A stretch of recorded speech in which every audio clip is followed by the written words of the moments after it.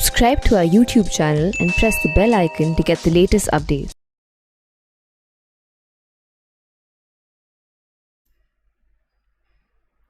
Good morning, good afternoon, good evening. कैसे हो class? मैं हूँ CA फजल अब्बास। स्वागत करता हूँ आप सभी का हमारे फर्स्ट लेक्चर में। I would be dealing with your business economics and business and commercial knowledge. उम्मीद करता हूँ कि आपको शेखावत सर ने तो पूरा बता ही दिया होगा कि भैया फाउंडेशन में क्या क्या बाइफर्केशन है, मतलब कौन सा सब्जेक्ट्स है, कितने सब्जेक्ट्स है, क्या क्या मार्क्स के है, वगैरह वगैरह। मैं आपको पढ़ाऊँगा business economics and business and commercial knowledge, जिसका वेटेज कितना है, 100 मार्क्स का है। देखिए आपके फाउंडेशन में टोटल कितने सब्जेक्ट्स हैं? 4 सब्जेक्ट्स हैं। उसमें से 2 क्या है, डिस्क्रिप्टिव है, और 2 क्या है, ऑब्जेक्टिव है। अब भैया डिस्क्रिप्टिव और ऑब्जेक्टिव क्या होता है? डिस्क्रिप्टिव मतलब क्या होता है, लिखने वाला। उसमें क्या होता है, आपको डिटेल्ड में आंसर्स वगैरह देने होते हैं। ऑब्जेक्टिव क्या है भैया? ऑब्जेक्टिव में क्या, खाली टिक्का टिक्का करना होता है। अगर आंसर सही तो पूरे मार्क्स, आंसर गलत तो पूरे गए। तो 2 ऑब्जेक्टिव है, कौन कौन से हैं? एक इकोनॉमिक्स मेरा सब्जेक्ट, और एक क्या है हमारा, मैथ्स वाला। तो भैया ऑब्जेक्टिव है तो क्या बेनिफिट है? देखिए ऑब्जेक्टिव है ना, तो आप इसमें बहुत ही अच्छा स्कोर आसानी से कर सकते हो, है ना। क्यों? क्योंकि इसमें पूरे 100 आउट ऑफ 100 भी लाना आसान है। इससे पहले कि हम आगे डिस्कस करें, मैं ना आपको थोड़ा अपने सब्जेक्ट के बारे में बता देता हूँ।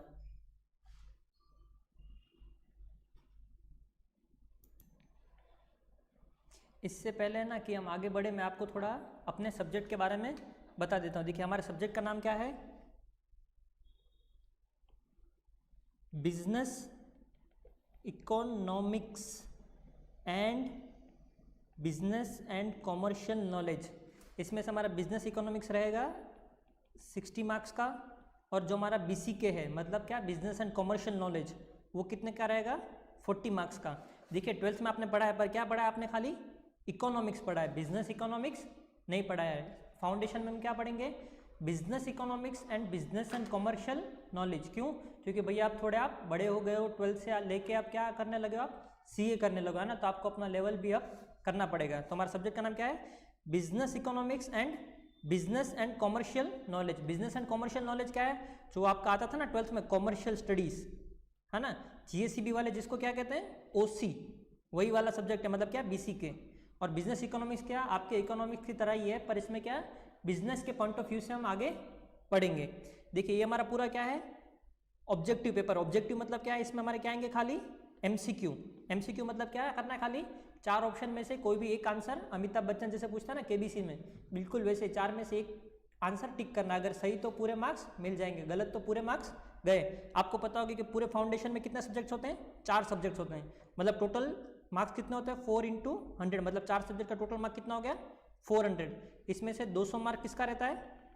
डिस्क्रिप्टिव, मतलब वो क्या होता है, लिखने वाला। और 200 मार्क किसका रहता है भैया? ऑब्जेक्टिव। अब इन 200 में से भी 100 हमारा क्या है, हमारा इकोनॉमिक्स है। इसमें भी 2 बाइफर्केशन है, क्या है, 60 मार्क्स का क्या रहता है हमारा, बिजनेस इकोनॉमिक्स, और 40 मार्क्स का क्या रहता है, BCK। हमारे इंस्टीट्यूट के हिसाब से हर सब्जेक्ट में पास होने के लिए कितना चाहिए मार्क्स, 40% मार्क्स चाहिए, और ओवरऑल कितना चाहिए, 50%। मतलब क्या, 100 में से कितना लाना है हर सब्जेक्ट में, 40 लाना है, और ओवरऑल 400 में से कितना लाना है, 200 मार्क्स लाना है। तो इकोनॉमिक्स में हमें पास होने का टारगेट क्या रखना है भैया, खाली 40 का टारगेट बिल्कुल नहीं रखना है। क्यों भैया? क्योंकि ये ऑब्जेक्टिव है, आपने 11th 12th में भी थोड़ा बहुत पढ़ा हुआ है, और आप इसमें चाहो तो अच्छे से अच्छा स्कोर कर सकते हो। इसलिए हम क्या सोचेंगे कि भाई इकोनॉमिक्स में पासिंग मार्क्स कितना है, 70 मार्क्स का मिनिमम एम रख के चलेंगे कि हमें BCK में कितना लाना है, 70। क्यों? क्योंकि हमारा और सब्जेक्ट जो ओवरऑल हमें 50% लाना है, 400 में से 200, उसमें कौन हेल्प करेगा, हमारी इकोनॉमिक्स हेल्प करेगा। क्यों? क्योंकि इकोनॉमिक्स, और आप देखोगे अगर थोड़ा पढ़ोगे तो और सब्जेक्ट के मुकाबले में थोड़ा इंटरेस्टिंग भी है, आसान भी है, और ऊपर से इन्होंने क्या दे दिया भैया, ऑब्जेक्टिव, है ना। दोनों हाथों में तुम्हारे लड्डू है, अगर चाहो तो बहुत अच्छा स्कोर कर सकते हो। और ऐसा नहीं कि भैया 70 लाना है, नहीं। अगर आपको मतलब पसंद है इकोनॉमिक्स और आप थोड़ा मेहनत करोगे तो आप क्या 80-90 तक भी आराम से टच कर सकते हो। मैं नहीं कह रहा कि दूसरे सब्जेक्ट में नहीं कर सकते, दूसरे में भी कर सकते हो, पर इकोनॉमिक्स में क्या है, कंपेरेटिवली मेरे हिसाब से क्या है, बहुत ही आसान है इतने मार्क्स लाना। क्यों? 2 रीज़न है। क्यों? एक तो ये आपने 11th 12th में भी पढ़ा है तो थोड़ा बहुत आपका बेस रहा होगा। दूसरा क्या है, ये पूरा MCQ बेस्ड है, 100 में से 100 मार्क के क्या है, इसमें MCQ है। क्यों MCQ है तो क्या फ़ायदा होगा, देखो एक तो क्या होगा पूरे के पूरे मार्क्स मिल सकते हैं, दूसरा क्या है आपको टाइम का कोई टेंशन नहीं है। दूसरे पेपर में क्या रहता है भैया पेपर खत्म होगा या नहीं होगा, इसमें क्या अगर आपको आता है तो पेपर बिल्कुल आसानी से खत्म हो जाएगा। ये तो हो गई भैया मेरे सब्जेक्ट की बात, इकोनॉमिक्स की बात। अब है ना भैया थोड़ा मैं तुम्हें अपने बारे में बता देता हूँ। देखिए मेरा नाम है CA फजल अब्बास। मैंने मई 2018 में CA फाइनल क्लियर किया था और मई 2015 में CA IPCC क्लियर किया था। जैसे मैंने IPCC क्लियर किया था तभी से मैं टीचिंग फील्ड में हूँ। मैं CPT में तब इकोनॉमिक्स पढ़ाता था, तब फाउंडेशन नहीं था। फिर फाउंडेशन आ गया तो मैंने फाउंडेशन में इकोनॉमिक्स पढ़ाना शुरू कर दिया और साथ ही में मैं IPCC जो है मतलब अभी इंटरमीडिएट जो फाउंडेशन के बाद आता है उसमें मैं लॉ का सब्जेक्ट पढ़ाता हूँ। मतलब अराउंड आप समझो तो मैं 5 साल से इकोनॉमिक्स पढ़ा रहा हूँ फाउंडेशन लेवल पे और CPT लेवल पे। अब भैया बात मेरे सब्जेक्ट की भी बात होगी, आपको पता चल गया कि भैया इकोनॉमिक्स क्या है। देखिए इकोनॉमिक्स का 100 मार्क्स का पेपर रहता है, उसमें 2 बाइफर्केशन, एक क्या है इकोनॉमिक्स और एक क्या है BCK हमारा। BCK मतलब क्या, बिजनेस एंड कॉमर्शियल नॉलेज। ये पूरा का पूरा ऑब्जेक्टिव रहता है। इसमें हमारा एम क्या रहेगा भैया कि पास होने के लिए मिनिमम कितना लाना है 70%। इंस्टीट्यूट भले बोलते हैं कितना लाना है 40%, पर हम कितने का एम रखेंगे मिनिमम 70% का टारगेट रख के चलेंगे। क्यों, क्योंकि हमें ओवरऑल रिजल्ट इंप्रूव करने में बहुत ही ज़्यादा हेल्प कर सकता है अगर आप थोड़ी बहुत मेहनत करोगे तो।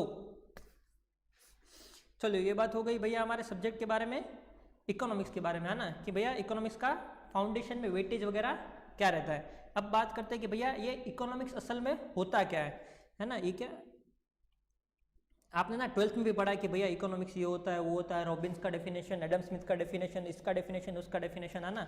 हम क्या पता है भैया आसान भाषा में देखिए क्या होता है कि इकोनॉमिक्स क्या होता है, व्हाट इज इकोनॉमिक्स। तो सबसे पहले क्या इकोनॉमिक्स वर्ड कहाँ से बना है, एक ग्रीक वर्ड था ओइकोनोमिया, ओइकोनोमिया से निकला है क्या इकोनॉमिक्स। अब भैया ये ओइकोनोमिया का मतलब क्या होता है, ओइकोनोमिया का मतलब होता है हाउस होल्ड। मतलब पहले क्या स्टडी करते थे हम इकोनॉमिक्स में, क्या स्टडी करते थे हाउस होल्ड के बारे में, मतलब एक घर के बारे में। घर के बारे में कैसा कि उसका क्या इनकम है, उसका स्पेंडिंग कैसे रहता है, उसका सेविंग वगैरह कैसे रहता है। ये क्या हम एक घर का पढ़ते थे, उसको क्या बोला जाता था हाउस होल्ड। अब क्या हुआ धीरे धीरे डेवलपमेंट हुआ तो क्या हम खाली एक घर के बारे में नहीं पढ़ते थे, फिर क्या करते थे पूरे कंट्री के बारे में पढ़ते थे, पूरे बिजनेस वगैरह के बारे में पढ़ते थे, है ना। तो ये तो क्या था इकोनॉमिक्स का नॉर्मल मीनिंग, मतलब जो लिटरल डिक्शनरी मीनिंग है। ये क्या हो गया इकोनॉमिक्स ओइकोनोमिया से आया है। ओइकोनोमिया का मतलब क्या होता है भैया हाउस होल्ड की, मतलब एक घर के बिहेवियर के बारे में स्टडी करना है कि वो लोग कैसे इनकम अर्न करते हैं, कैसे स्पेंड करते हैं वगैरह वगैरह।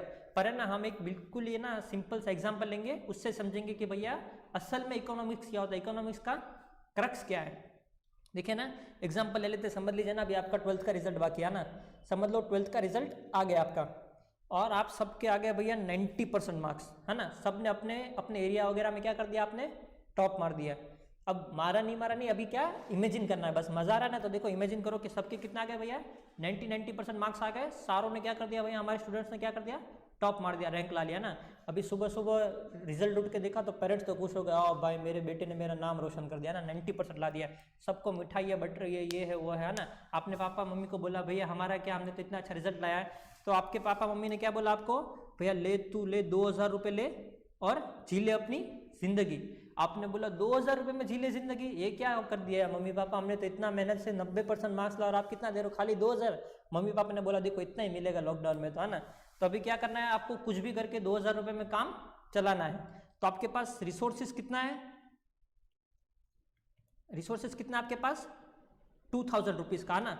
अभी आपके पास पैसा तो 2000 रुपये है ना, पर आपकी ख्वाहिशें तो क्या है बहुत ही। आपने तो सोचा था अच्छा रिजल्ट आएगा 10-20 हज़ार रुपये मिलेगा, बहुत एंजॉय करेंगे वो करेंगे। अभी आपके पास पैसा कितना है खाली 2000 रुपये, पर आपको करना क्या है, आपको यूट्यूब वर्सेस टिकटॉक का फाइट भी देखना है यूट्यूब पे, है ना। तो उसके लिए क्या चाहिए आपको 4G इंटरनेट चाहिए, है ना।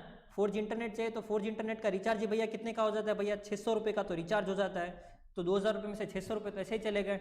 अभी आपके क्या बोल रहे हैं कि फ्रेंड बोल रहे हैं, फ्रेंड बोल रहे हैं क्या दे हमें ट्रीट दे, तो इतना अच्छा मार्क्स आ गया तो हमें होटल में नहीं ले जाएगा, खिलाएगा नहीं अपने दोस्तों को, है ना। तो भैया ट्रीट में कम से कम 1000 रुपये चले जाते हैं, है ना। फिर क्या है आपका बाबू सोना है है ना। तो बाबू को भी क्या चाहिए, बाबू को भी ट्रीट चाहिए, बाबू को भी गिफ्ट चाहिए, है ना। बाबू को सस्ता गिफ्ट तो नहीं दे सकते, बाबू भी बोल रहे हैं मुझे 1000 रुपये का गिफ्ट चाहिए, है ना। फिर आपके फ्रेंड्स बोल रहे हैं किसके लिए भी जाना है, हमें मूवी के लिए भी जाना है, मूवी में भी 500 रुपये जितना खर्च हो सकता है ना। तो अभी आपके पास पैसा कितना है, खाली रिसोर्सिस कितना है आपके पास, रिसोर्सिस है 2000 का। अभी आपके पास डिमांड क्या, आपको क्या क्या करना है, 1000 प्लस 1000 2000 प्लस 500 2500 प्लस 600, मतलब आपके पास काम कितने का करना है 3100 का। आपका वांट्स कितना है 3100 का। आपके पास रिसोर्सेज कितना है, खाली 2000 रुपये। पर 2000 रुपये को खर्च करने के लिए आपके पास ऑप्शंस क्या है, बहुत सारा है ना। तो आपका रिसोर्सेज क्या है, लिमिटेड है, और आपके वांट्स क्या है, आपकी ख्वाहिश क्या है, अनलिमिटेड है ना। तो इकोनॉमिक्स हमें यही बताता है कि how to satisfy your unlimited wants with the help of the limited resources. तो अब ना आप क्या करोगे, आप सोचोगे कि भैया सबसे अर्जेंट मेरे लिए क्या है, भैया देखो नेट तो चाहिए ही चाहिए, है ना। तो आपने 600 रुपये का नेट लगा दिया। फिर आपने सोचा भैया क्या इंपॉर्टेंट है, फिर आपने बोला क्या भैया बाबू को तो नहीं छोड़ सकते, तो बाबू के लिए भी क्या कर दिया आपने, 1000 रुपये खर्च कर दिया। फिर क्या बोला आपको, भाई मूवी भी नहीं देखा, दो तीन महीना हो गया, लॉकडाउन हो गए हुए, मूवी भी नहीं देखा ना। तो अब क्या करोगे भैया, 500 रुपये का मूवी देखने का पैसा नहीं है, तो 400 रुपये का नेटफ्लिक्स का सब्सक्रिप्शन ले लिया। आपने बोला क्या दोस्त है, दोस्त तो समझ जाएगा ना। तो ये क्या किया था आपने, लिमिटेड रिसोर्सेज को अनलिमिटेड वांट्स में क्या किया आपने, अलोकेट किया, है ना। कि मतलब कैसे आप अपने लिमिटेड रिसोर्सेज से अनलिमिटेड वांट सेटिस्फाई करते हो। यही क्या बताता है हमें इकोनॉमिक्स में, हमें यही स्टडी करना है। ये तो क्या था हमारे एक इंडिविजुअल के पॉइंट ऑफ व्यू से था कि आप अकेले हो तो ये लिमिटेड रिसोर्सेज से अनलिमिटेड वांट्स को कैसे सेटिस्फाई करते हो। पर अभी क्या है हमारा भैया, बिजनेस इकोनॉमिक्स है। तो बिजनेस इकोनॉमिक्स से तो हम क्या करेंगे, हम क्या पढ़ेंगे, ये सब बिजनेस पॉइंट ऑफ व्यू से पढ़ेंगे कि limited want say unlimited, sorry limited resources से हम अपने अनलिमिटेड वांट्स को कैसे सेटिस्फाई करें।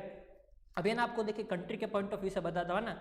इंडिया का पॉपुलेशन पता आपको कितना है, अराउंड 135 CR है, मतलब पूरे वर्ल्ड का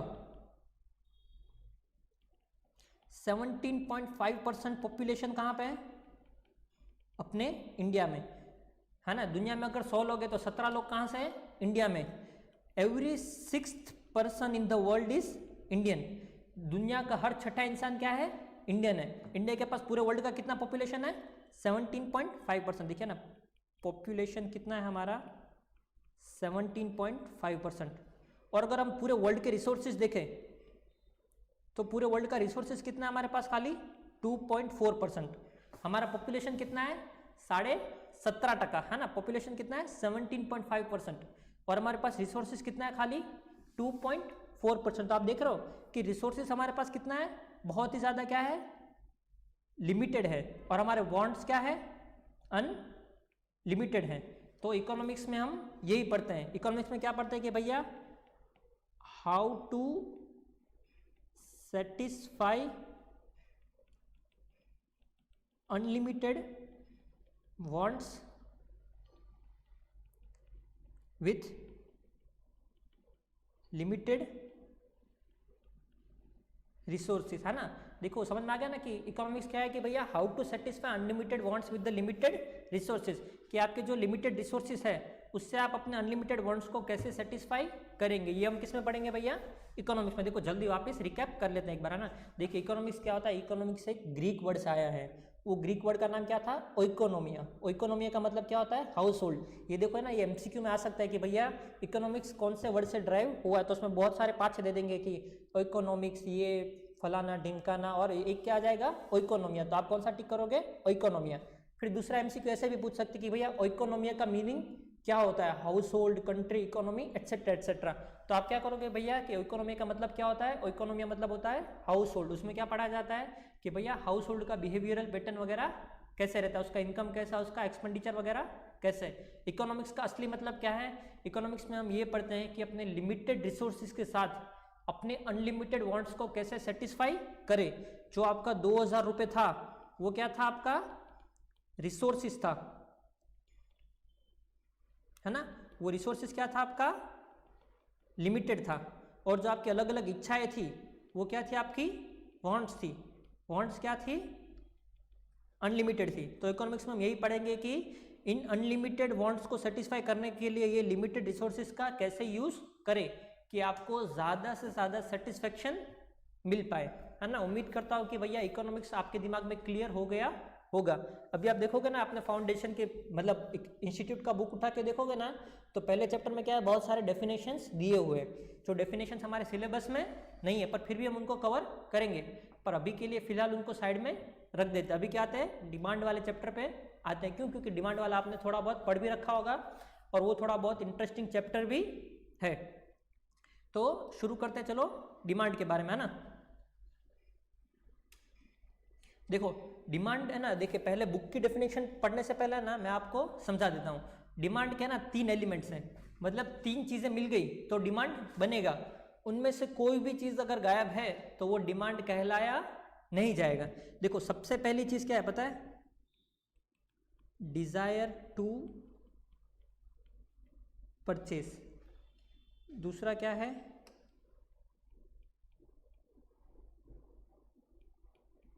resources availability.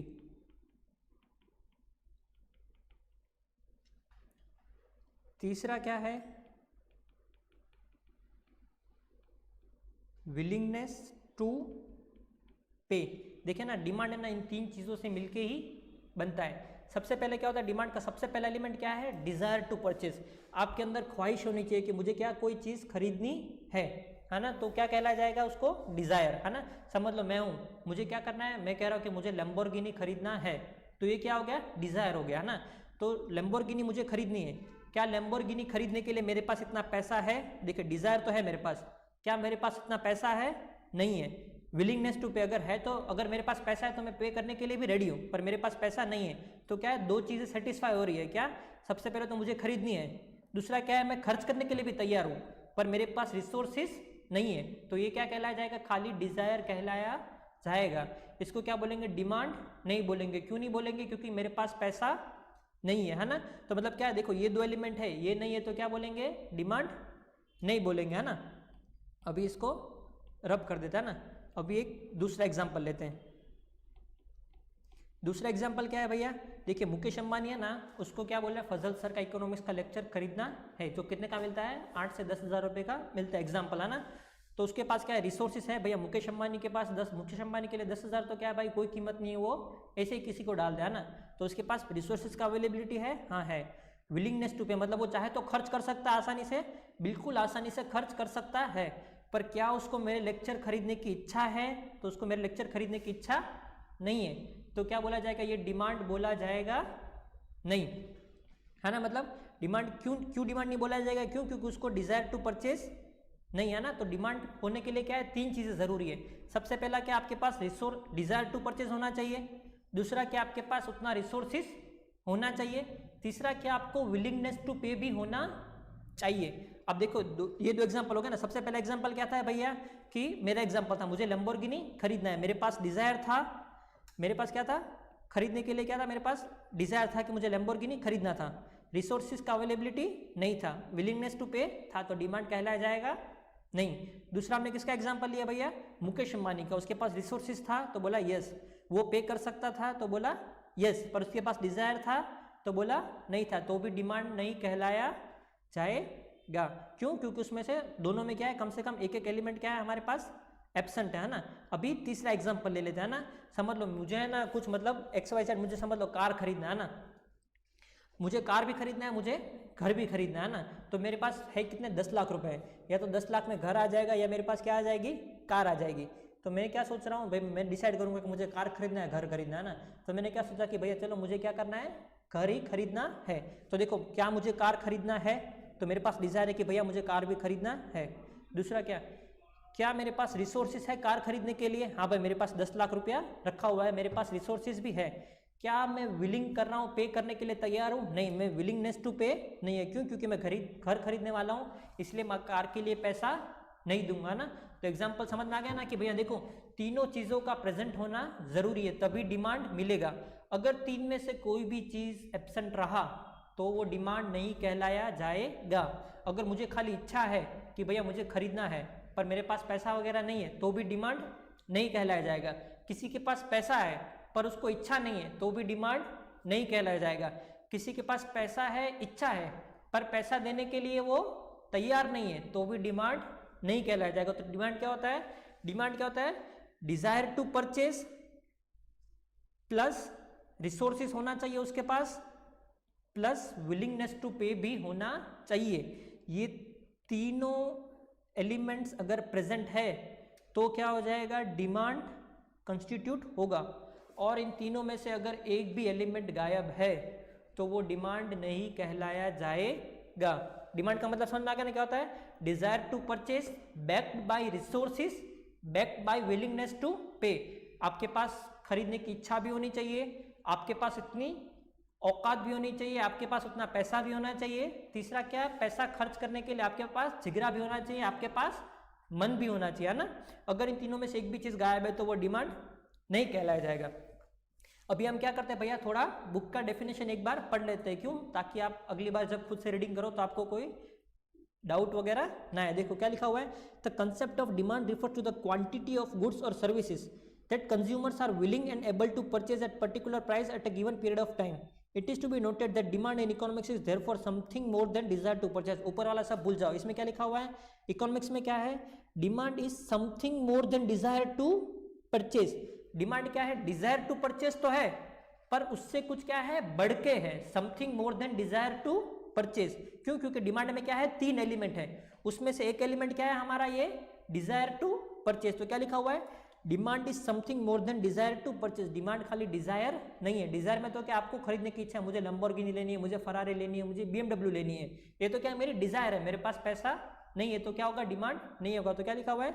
Demand is something more than desire to purchase, तो the desire is one element of it. मतलब क्या डिमांड में डिजायर आता है पर डिजायर ही डिमांड नहीं है। एग्जाम्पल क्या लिखा हुआ है देखो, a beggar for instance may desire food but due to lack of means to purchase is his demand is not effective. एक भिखारी है, उसको क्या फूड तो चाहिए, उसको खाने के लिए खाना चाहिए, पर उसके पास पैसा नहीं है, तो वो डिमांड नहीं बनेगा, वो क्या डिजायर तक सीमित रह जाएगा। Thus effective demand for a thing depends on. देखो तो इफेक्टिव डिमांड में क्या क्या आएगा? डिजायर टू परचेज, मतलब क्या ख्वाहिश होना चाहिए। दूसरा क्या है? मीन्स टू परचेज, मतलब आपके पास रिसोर्सेज भी होना चाहिए।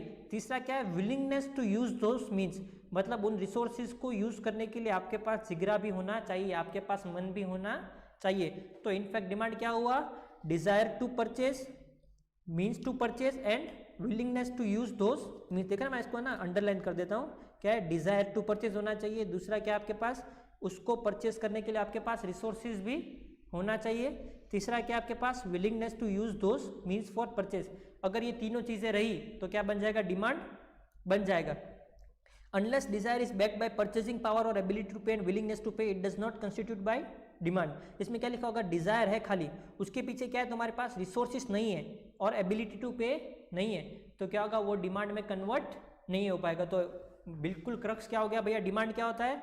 Demand is desire to purchase followed by resources availability followed by willingness to pay. अगर ये तीनों कंडीशंस फुलफिल हुए तो डिमांड होगा, वरना क्या रह जाएगा? डिजायर ही रह जाएगा। अभी क्या लिखा हुआ देखो, डिमांड में ना दो चीजें आपको याद रखना डिमांड के रिलेटेड। क्या है? Quantity demand is always expressed at a given price. हमेशा डिमांड को किस में एक्सप्रेस किया जाएगा? गिवन प्राइस पे। एग्जांपल क्या है? मतलब देखो, अगर किसी भी चीज का समझ लो एक्टिवा है, एक्टिवा का प्राइस कितना है? 60,000 है, तो हो सकता है मैं उसको डिमांड करूं, है ना। पर अगर उसका प्राइस कितना हो गया? 80,000 हो गया, तो मैं उसको डिमांड नहीं करूंगा। तो मतलब क्या? 60,000 था तो डिमांड क्या था? अपवर्ड था, मतलब डिमांड था। उसका प्राइस कितना हो गया? 80,000 हुआ, तो डिमांड क्या हो जाएगा? डाउन हो जाएगा, मतलब डिमांड नहीं होगा। तो हमेशा डिमांड को किसके साथ एक्सप्रेस किया जाएगा? प्राइस के साथ। क्या कि इतने प्राइस पे इतना डिमांड है, इतने प्राइस पे इतना डिमांड। एक चीज समझ में आ गया ना? देखो, demand is always expressed in relation to the price. Demand को हमेशा किसके साथ जोड़ के बताया जाएगा? प्राइस के साथ, है ना, कि भाई इतना प्राइस है तो इतना डिमांड, इतना प्राइस है तो इतना डिमांड है। दूसरा क्या है? The quantity demanded is a flow concept. Flow concept मतलब क्या होता है? इसको हमेशा पीरियड ऑफ टाइम में बताया जाएगा। देखो, फ्लो कंसेप्ट मतलब क्या होता है? पीरियड ऑफ टाइम में बताया जाएगा। मतलब क्या? पीरियड ऑफ टाइम मतलब क्या होता है कि भैया 1 डे का इतना डिमांड था, 1 मंथ का इतना डिमांड था, 1 वीक का इतना था, 1 ईयर का इतना था ना। मतलब क्या हो जाएगा? हमेशा कोई समय की मुद्दत में डिमांड को बताया जाएगा क्या कि भाई एक महीने में इतना डिमांड था, एक दिन में इतना डिमांड था, एक वीक में इतना डिमांड था, या एक साल में इतना डिमांड था। फ्लो का बिल्कुल ऑपोजिट क्या होता है, पॉइंट कंसेप्ट होता है। पॉइंट मतलब क्या कि भैया 4:01 पे इतना डिमांड था ना, तो डिमांड को कभी पॉइंट में नहीं दर्शाया जाता कि भैया 4:01 पे इतना डिमांड था। डिमांड को हमेशा कैसे बताया जाएगा, फ्लो में बताया जाएगा कि भैया एक दिन में इतना डिमांड था, एक महीने में इतना डिमांड था, एक साल में इतना डिमांड था। तो चलो हमारे अपने फर्स्ट टॉपिक को कंक्लूड करता है ना। सबसे पहले हमने क्या पढ़ा था भैया, इकोनॉमिक्स। इकोनॉमिक्स कहाँ से आया था, ओइकोनोमिया से। ओइकोनोमी का मतलब क्या था, हाउस होल्ड। मतलब उसमें क्या पढ़ते थे कि हाउस होल्ड का बिहेवियरल पैटर्न क्या होता है। ये तो क्या था, इकोनॉमिक्स का डिक्शनरी मीनिंग था। अब इकोनॉमिक्स का क्या आता है, एक्चुअल मीनिंग क्या है, मतलब असल में इकोनॉमिक्स का मतलब क्या होता है। इकोनॉमिक्स हमें क्या बताता है कि अपने लिमिटेड रिसोर्सेज, मतलब जो आपको मम्मी पापा ने 2000 रुपये दिए थे, उससे आप अपने अनलिमिटेड वांट्स को कैसे सेटिस्फाई करते हो, है ना। मूवी जाना है, रिचार्ज करना है, वगैरह वगैरह। तो इकोनॉमिक्स का असली मीनिंग क्या है कि how to satisfy unlimited wants with the help of limited resources. Economics का डेफिनेशन हो गया। अब हमने शुरू किया था क्या भैया, डेफिनेशन ऑफ डिमांड। डिमांड क्या होता है, देखो डिमांड क्या होता है। डिमांड में फकत 3 चीजें होती है। आपको अगर कोई पूछ रहा है डिमांड है या नहीं है, तो क्या करो आप 3 चीजों को, चेकलिस्ट है आपका, इन 3 चीजों को चेक करो। अगर ये तीनों चीज फुलफिल हो रही है तो डिमांड है। अगर ये 3 में से एक भी चीज गायब है तो वो डिमांड नहीं है। सबसे पहला क्या होना चाहिए, डिजायर टू परचेज होना चाहिए। आपको परचेस करने के लिए क्या होना चाहिए, ख्वाहिश होना चाहिए ना। देखो सबसे पहला क्या है कि डिजायर टू परचेस होना चाहिए।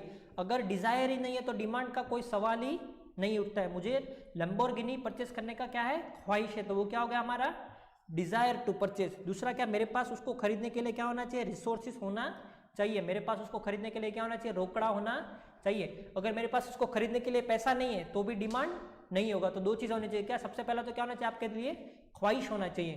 दूसरा क्या, आपको उस ख्वाहिश को पूरा करने के लिए पैसा भी होना चाहिए। तीसरा क्या है भैया, अगर पैसा है और इंसान कंजूस है तो भी डिमांड नहीं होगा। तीसरा क्या है, विलिंगनेस टू स्पेंड भी होना चाहिए। मतलब उस पैसों को खर्च करने के लिए तैयारी भी होना चाहिए, आपके पास जिगरा होना चाहिए। तीन चीज़ें क्या, इच्छा होनी चाहिए। सबसे पहला क्या है भैया, इच्छा होनी चाहिए। इच्छा है तो फिर क्या देखो, औकात देखो, औकात है या नहीं है। औकात है तो फिर क्या देखो, विलिंगनेस टू स्पेंड, कहीं ये बंदा कंजूस तो नहीं है। अगर ये तीनों फैक्टर्स फुलफिल हो गए तो इन तीनों को मिला के क्या बन जाएगा हमारा प्यारा सा शब्द, जिसको हम क्या बोलेंगे इकोनॉमिक्स में, डिमांड।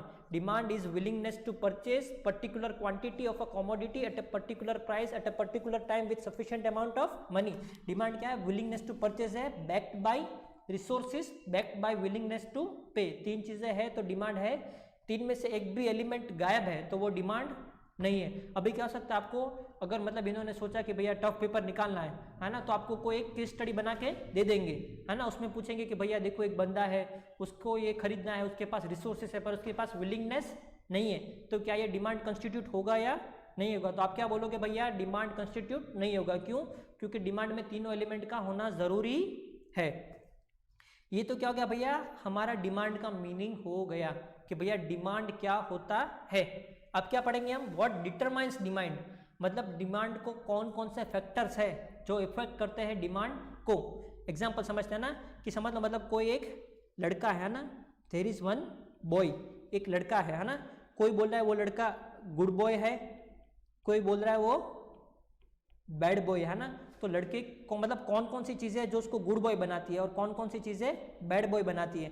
ये बॉय की जो पर्सनालिटी है उसको कौन कौन से फैक्टर अफेक्ट कर रहे हैं। किसी को पूछा भैया कैसा है तो बोला गुड बॉय है। क्यों गुड बॉय है, तो उसने क्या बोला भैया, क्लास पे ये टाइम पे आता है, ठीक है। दूसरे ने क्या बोला भैया, रोज सुबह उठ के क्या करता है, ब्रश करता है।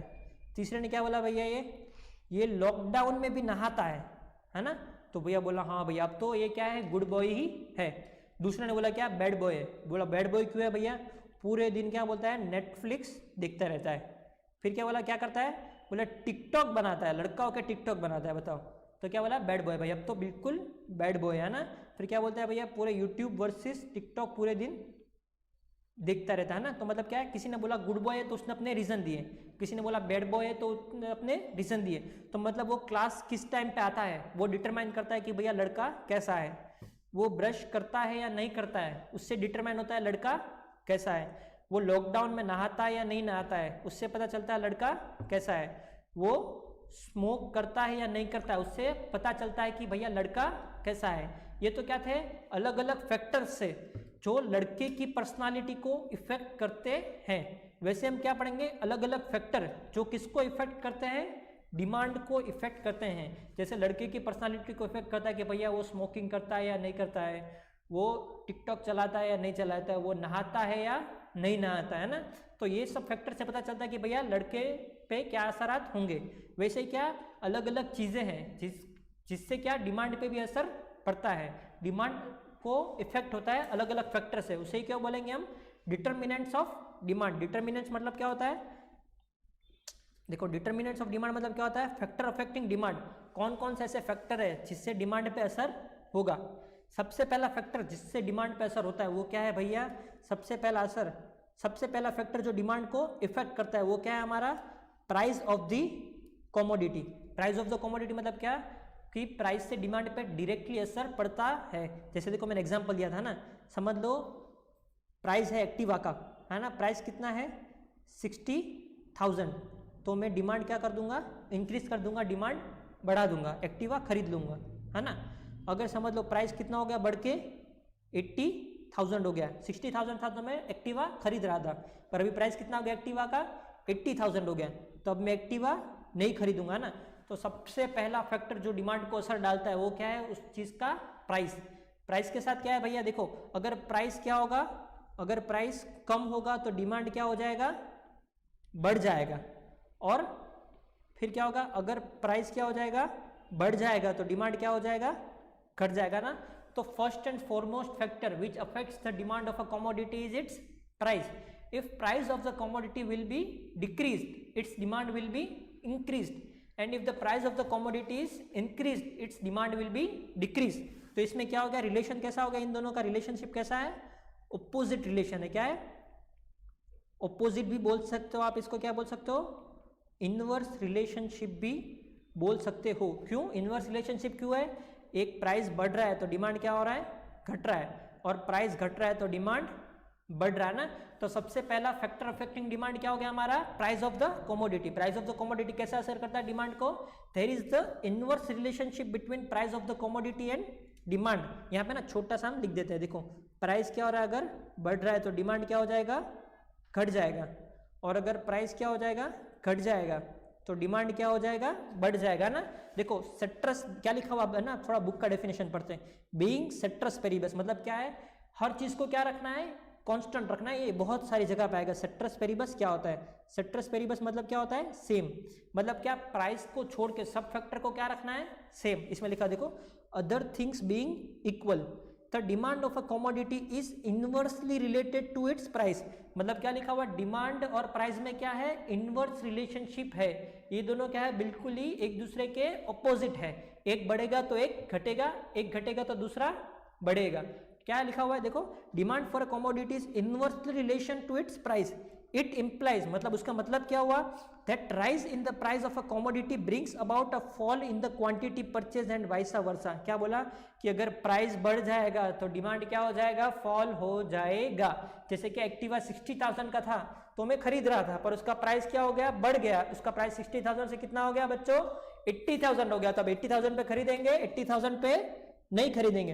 ये क्यों होता है, क्योंकि इनकम और सब्सटीट्यूशन इफेक्ट की वजह से होता है। अब ये इनकम इफेक्ट और सब्सटीट्यूट इफेक्ट क्या होता है ना, ये हम आगे जाके चैप्टर में पढ़ेंगे। अब यार समझ लो प्राइस कैसे डिटरमाइन करता है, अगर प्राइस घट गया तो डिमांड क्या हो जाएगा, बढ़ जाएगा, प्राइस बढ़ गया तो डिमांड घट जाएगा। तो there is a inverse relationship between price of a commodity and quantity demanded. If the price of a commodity will be decreased, its demand will be increased, and if price will be decreased, its demand will be increase. समझ में आ गया ना, price of the commodity से उसका relation कैसा है।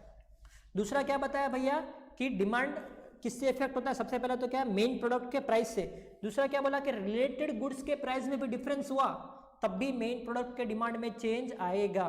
भैया ये अब रिलेटेड गुड्स क्या होता है, देखो ना, अभी हम पढ़ते हैं कि भैया रिलेटेड गुड्स क्या होता है।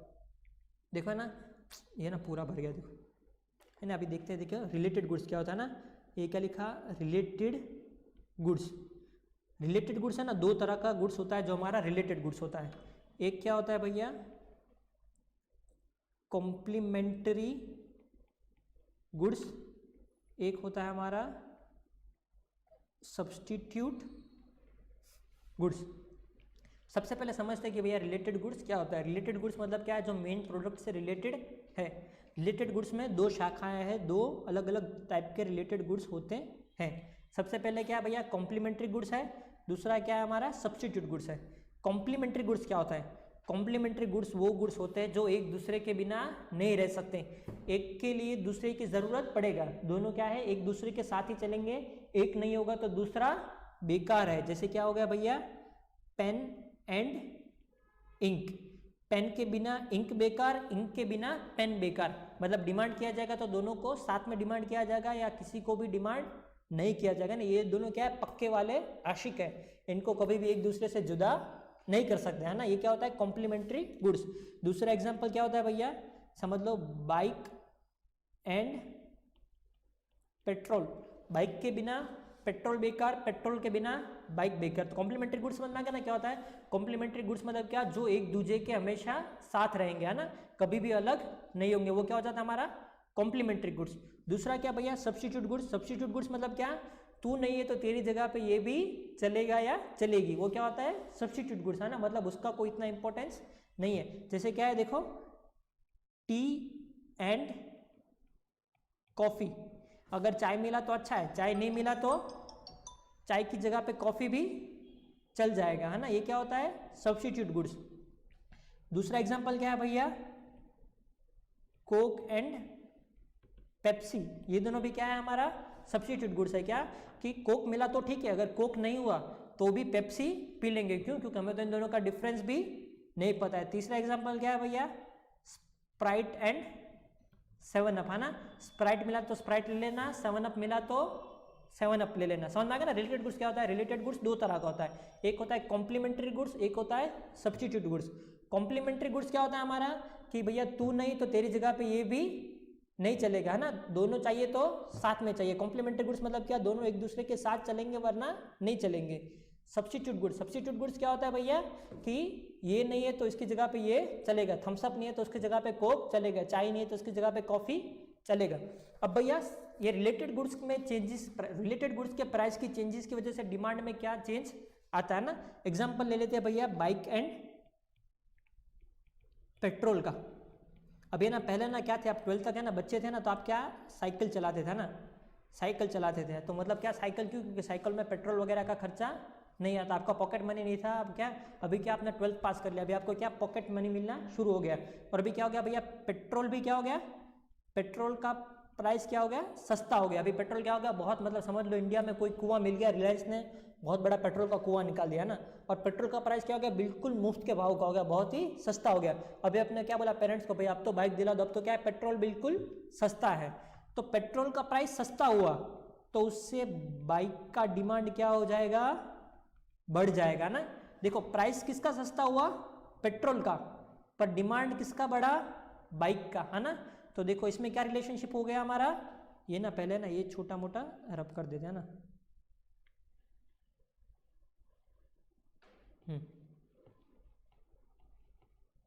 देखो पेट्रोल का प्राइस क्या हो गया, डिक्रीज हो गया, तो बाइक का डिमांड क्या हो गया हमारा, इंक्रीज हो गया ना। तो इसमें क्या हो गया भैया, देखो इनवर्स रिलेशनशिप हो गया।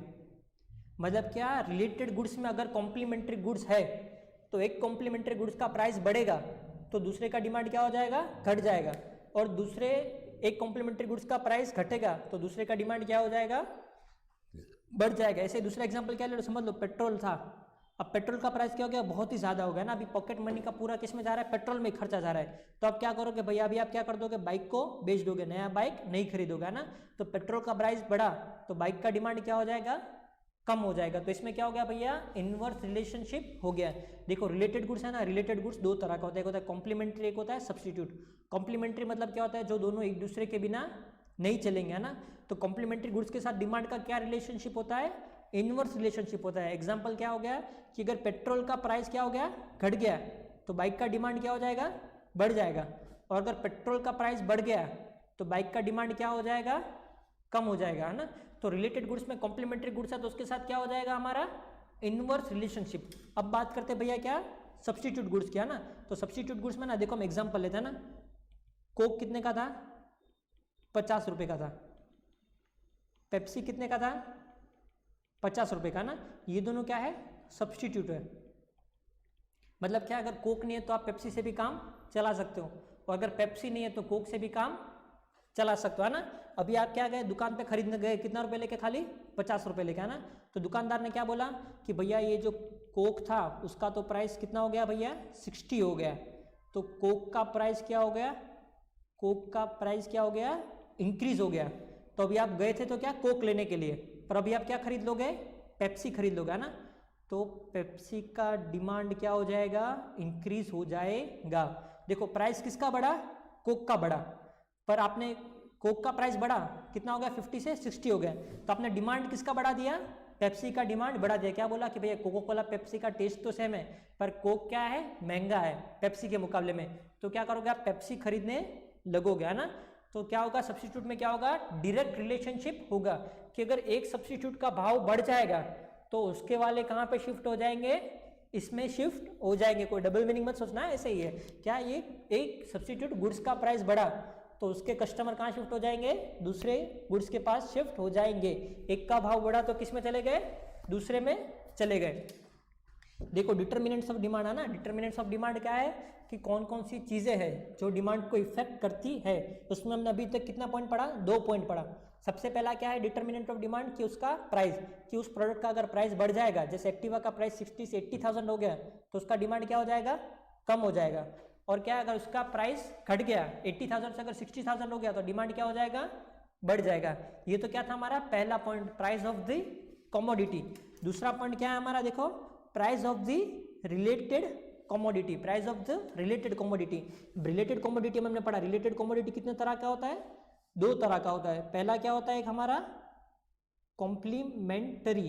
कॉम्प्लीमेंट्री गुड्स मतलब क्या होता है, दोनों एक दूसरे के साथ चलेंगे ना। मैं एग्जांपल लिख लेता हूँ, क्या, बाइक एंड पेट्रोल, है ना। कॉम्प्लीमेंट्री गुड्स क्या होता है, दोनों एक दूसरे के साथ चलेंगे, बाइक एंड पेट्रोल। ये क्या हो गया, कॉम्प्लीमेंट्री गुड्स दोनों एक दूसरे के साथ चलेंगे, बाइक और पेट्रोल हो गया, है ना। इसमें क्या होता है, अगर प्राइस बढ़ेगा पेट्रोल का तो बाइक का डिमांड क्या हो जाएगा, कम हो जाएगा, और अगर पेट्रोल का प्राइस कम होगा तो बाइक का डिमांड क्या हो जाएगा, बढ़ जाएगा, है ना। तो ये क्या हो गया हमारा, इनवर्स रिलेशनशिप हो गया। क्या था, इनवर्स रिलेशनशिप, मतलब क्या, एक दूसरे से उल्टा चलेगा ना। अभी दूसरा रिलेटेड कमोडिटी कौन सा था हमारा, दूसरा रिलेटेड कमोडिटी हमारा था सब्स्टिट्यूट गुड्स, है ना। दूसरा क्या था हमारा, सब्स्टिट्यूट गुड्स। सब्स्टिट्यूट गुड्स का एग्जांपल क्या लिया हमने, पेप्सी एंड कोक। इसमें क्या था, अगर एक का प्राइस बढ़ेगा तो उसके कस्टमर किस में शिफ्ट हो जाएंगे, दूसरे का, दूसरे में, तो दूसरे का डिमांड क्या हो जाएगा, इंक्रीज हो जाएगा। तो इसमें क्या है हमारा, डायरेक्ट रिलेशनशिप। समझ में आ गया ना कि भैया क्या होता है, रिलेटेड गुड्स 2 तरह का होता है, एक कॉम्प्लीमेंट्री, सब्स्टिट्यूट। कॉम्प्लीमेंट्री एक दूसरे के बिना नहीं जी सकेंगे, तो इसमें क्या होता है, इनवर्स रिलेशनशिप होता है, जैसे बाइक और पेट्रोल, है ना। आप अपने बुक में लिख लेना, रिलेटेड गुड्स में ऐसा 2 एरो बनाना, एक तरफ लिखना कॉम्प्लीमेंट्री, एक तरफ सब्स्टिट्यूट। कॉम्प्लीमेंट्री लिख देना क्या, बाइक एंड पेट्रोल, और उसमें लिख देना क्या, इनवर्स रिलेशनशिप। तो आपको पूरा डेफिनेशन पढ़ने की कुछ जरूरत नहीं है। फिर सब्स्टिट्यूट, सब्स्टिट्यूट में क्या लिखना है आप, टी, कॉफी या कोक और पेप्सी, इसमें क्या लिखना, डायरेक्ट रिलेशनशिप। ये तो क्या भैया, price of the related commodity. तीसरा क्या है भैया हमारा, इनकम ऑफ द कंज्यूमर। अब भैया इंसान के इनकम से भी क्या होगा, डिमांड में असर पड़ेगा। देखो ना, इनकम वाला पॉइंट है ना, नए पेज पे लेते हैं ना, इनकम पे।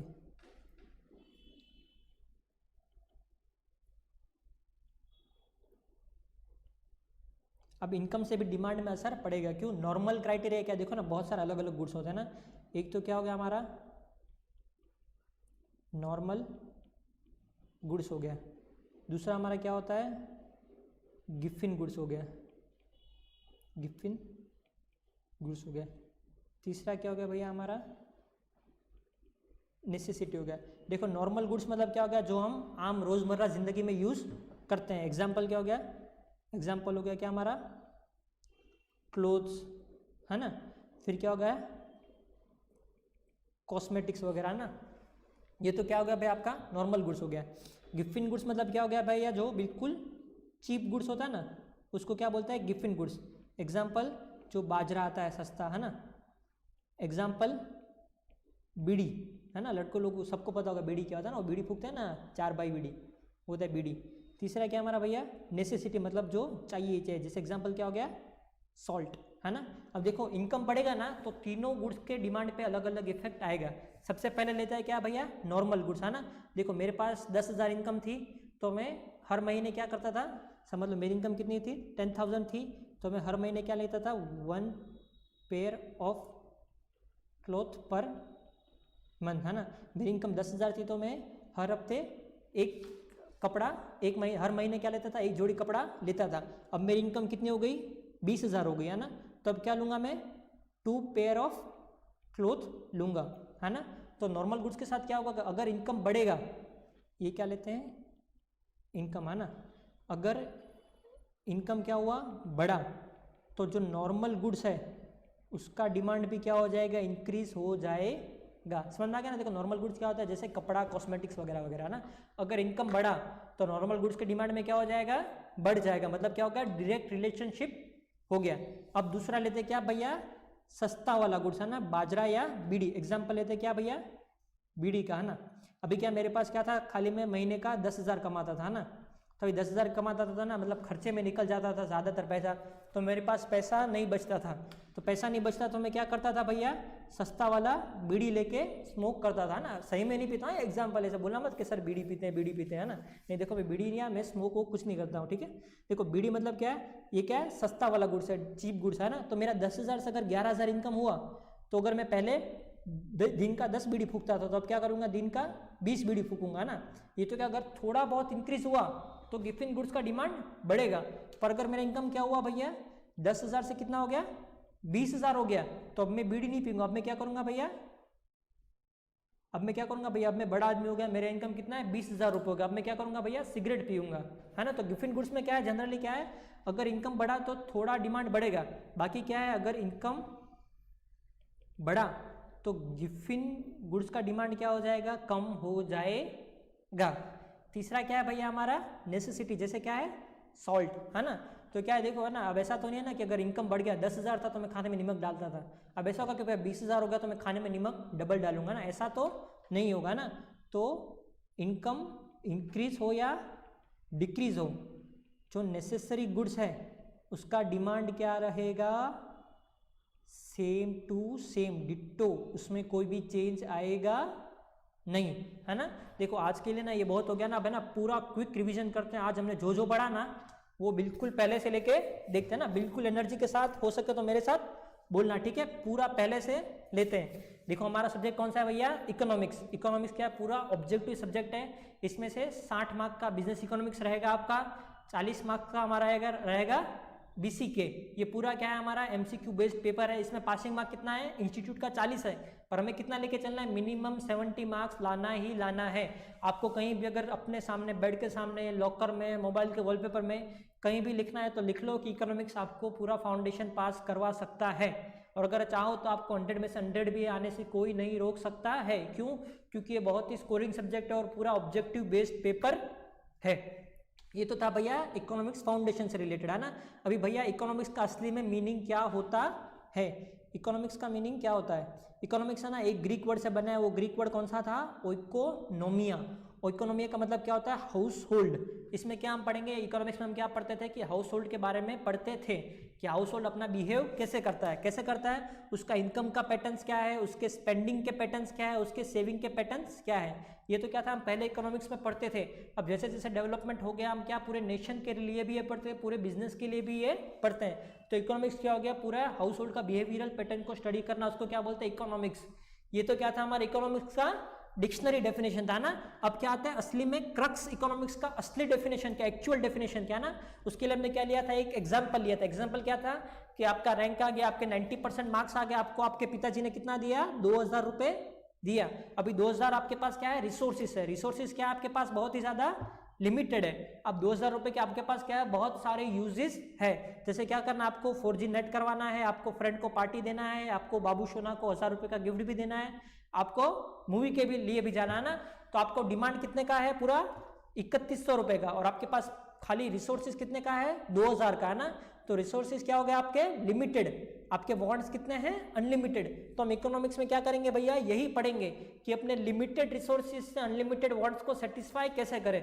इन economics we will study how to satisfy unlimited wants with the help of limited resources, है ना। थोड़ा तेज जाएगा पर आप मेरे साथ कोप अप करने की कोशिश करना। ये तो क्या था भैया, इकोनॉमिक्स था ना, नॉर्मल इकोनॉमिक्स, पर हम फाउंडेशन में क्या हमारा subject, business economics. Business economics मतलब क्या, बिजनेस के पॉइंट ऑफ व्यू से पढ़ेंगे कि क्या भैया कौन कौन से फैक्टर्स को कैसे कैसे यूज करना है, मतलब कौन कौन से रिसोर्सेज को कहाँ कहाँ पे लगाना है ना। ये तो क्या था भैया, पूरा इकोनॉमिक्स के बारे में बात था, हमने डिक्शनरी डेफिनेशन पढ़ लिया और रियल डेफिनेशन पढ़ लिया।